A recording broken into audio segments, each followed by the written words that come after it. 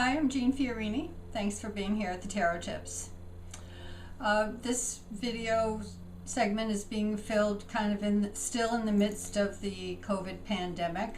And I don't know if that's the reason why the World card is coming up a lot for people right now, but I've had a request to talk a little bit about the World card and why it might be showing up and what its possible implications are when it does come up in a reading. The World card is card 21 of the Major Arcana series, so in some ways it's a very important card of completion. Everything is in its place. We're going to look in depth at the images on the card in just a minute. But the World card, I have a version of the Rider-Waite-Smith here. The World card,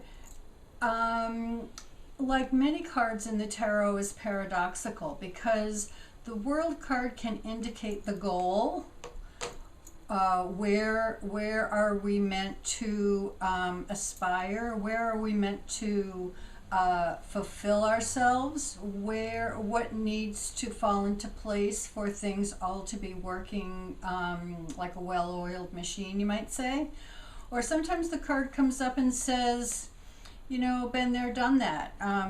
That's a job that has been completed.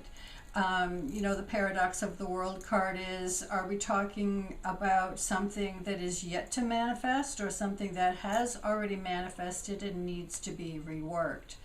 So, you know, if you think about either the idea of the pandemic and the fact that a lot of people have time now, either whether they want to or not, to think about what is my purpose, what does my job mean to me, what does my relationship mean to me, what's important to me, what's going on in the world, are there ways that we can re-enter our quote old life, or are there ways where are the places where we need to say that was the done deal and now we need to move forward?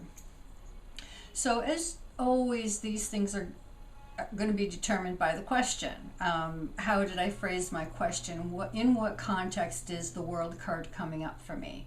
So we're going to go to the tarot table and just talk about a few salient points about the World card and give you some ways to think about it, maybe more expansively as you're doing your readings. Okay?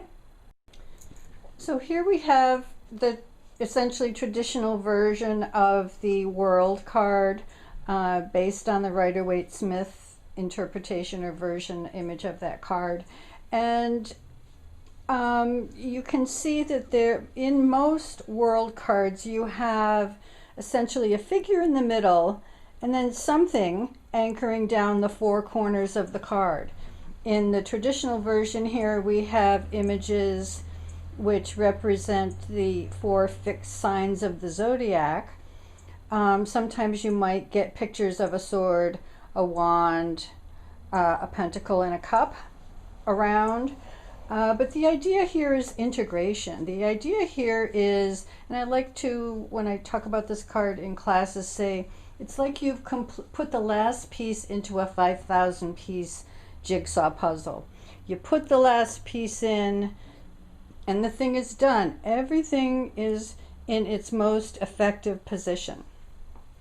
So this is a card that in psychological terms indicates a level of self-actualization.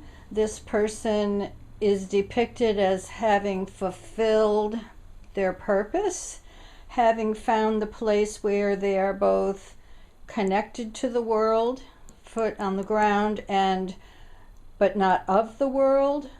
This person is in balance here, shown by the way that she's holding these images of the polarities.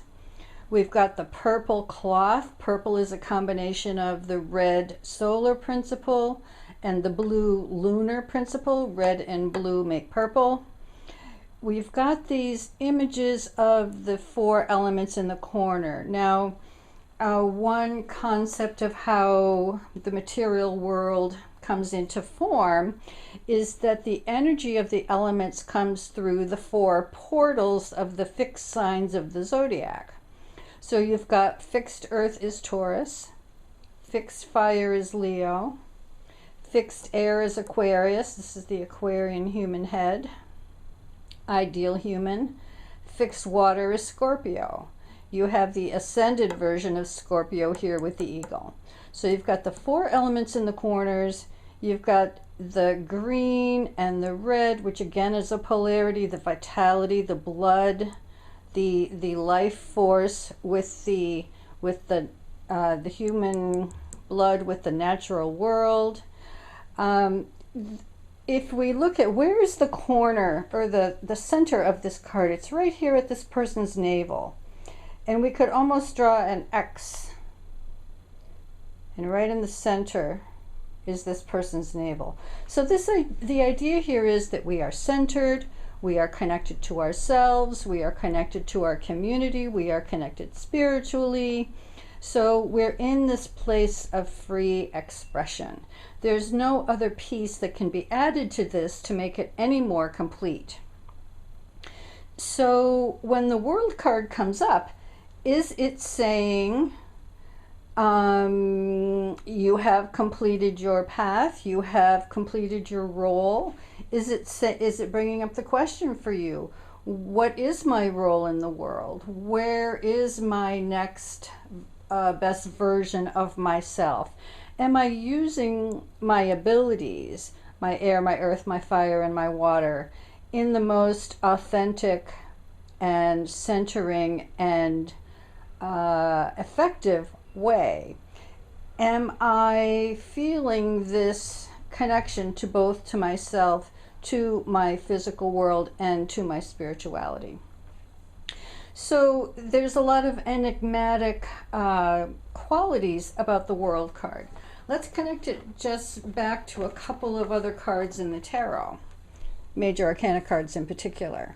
We can look at the Wheel card, and we can see a similar diagram in the Wheel card. We've got something circular in the center, and we've got something on each corner. But in the Wheel card, these things are still in formulation. In general, you can look at these 2 cards and say, this is some sort of phantasmagorical, I don't know if that's a word. This is some sort of fantastic, allegorical, oh my goodness, image here. The World card is a much more concrete image. So in the Wheel card, there's a lot of possibilities. Things really haven't materialized. These are depicted as angelic figures up in the clouds, not yet really fully actualized. So the potential for fulfillment is in card 10.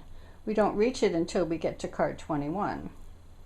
But you have the 4 elements in the corner corresponding. So here's Taurus, Leo, Aquarius, Scorpio. And instead of the actualized conscious human figure here, we have this Wheel card, this wheel image, this compass looking image. And we're not going to go into the complexities of what all of those things are right now. But I brought out this card to make the point that this is the precursor of conscious awareness of one's purpose, of where we fit in the world, what the world might need from us. Here, there's still a lot that's very much lit figuratively, but also literally up in the air here, visually in this card. The other card I want to bring out here is the Hangman card. Now, these 2 are connected numerologically. Hangman is 12. World card is 21, both reduced down to 3. 1 and 2 is 3, 2 and 1 is 3. So we don't have the complexities of the Wheel card and the Hangman, but we do have the same body position. We do have the idea here that in the 12, before we go into 13, 14, 15, 16, etc., before we hit the dismemberment and the unconscious work that's required with the Death card, Devil card, Temperance card, and Tower card, that the potential for self-actualization, for completion, is possible in the Hangman. It's potential here. We see someone, again, with the same posture. So the Hangman understands at this point in the process that there is some surrender. There is some acquiescing to the greater purpose that needs to happen in order to reach the fulfillment and completion of the World card. There's an expression in Maine that's, you know, kind of an old-fashioned expression that says, you can't get there from here. So what the Hangman really is saying is, you can't get to the World card without going through this portal, without the surrender, the sacrifice, the letting go of certain things to be able to reach this attainment of what the World card represents. Let me just make one more point about the World card. There's an alchemical idea called squaring the circle.